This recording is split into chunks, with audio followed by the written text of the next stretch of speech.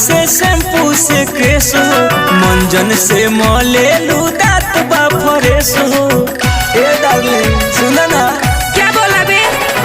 देह धुआ साबुन से शैम्पू से केस हो, मंजन से मलेलू दांत बा फ्रेश हो।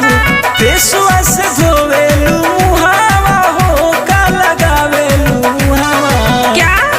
जमना जगहिया घुसे चुहावा हो, का लगावेलू मुहावा। घुस के निकल जहवा चुहावा हो, का लगावेलू मुहावा।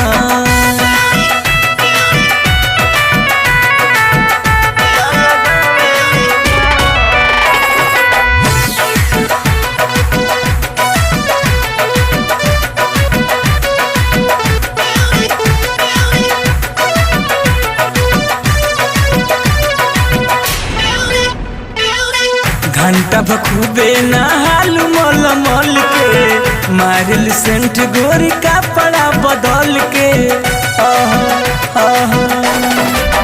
घंटा बखूबे नहालू मल मल के, मारिल सेंट गोरी कपड़ा बदल के। सगर बदन गोर दियार खाबा करिया, जहवा अगिया लागे उठे धुआवा हो, का लगावेलू हवा।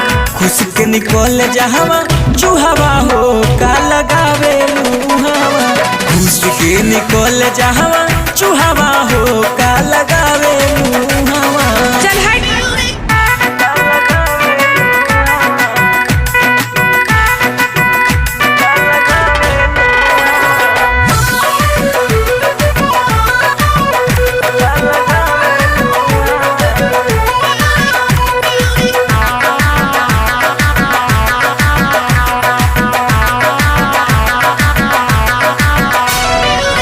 नोहे में अलता ओठा लाली चमकवलू, गोड़े महावर हाथ में हदी लगवलू।